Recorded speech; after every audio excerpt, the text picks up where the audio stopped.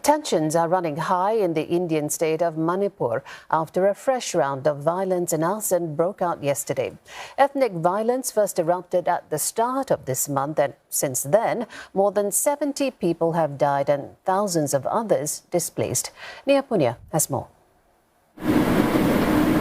3 people have been arrested after a mob reportedly set fire to abandoned homes in Manipur's capital of Imphal.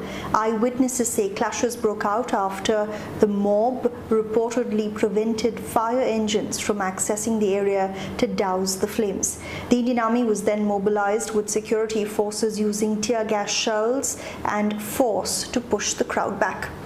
The government of Manipur is alleging that this incident was an attempt to escalate tensions in the region. It's also denied that there were any deaths reported in this week's clash.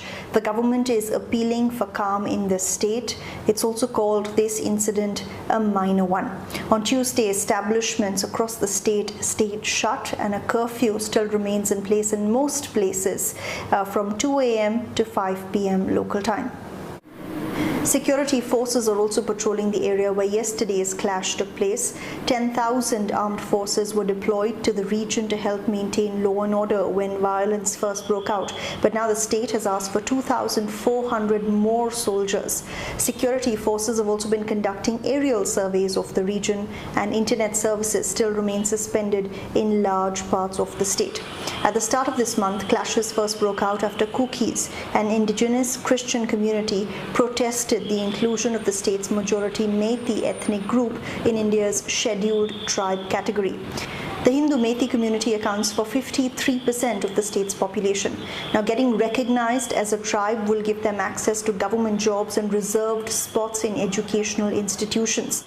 India recognizes scheduled tribes as historically disadvantaged communities that have been denied access to education as well as to jobs. Now, since the violence started at the start of the month, more than 20,000 people have left the state, and many more are still living in military garrisons and relief camps in the region as well.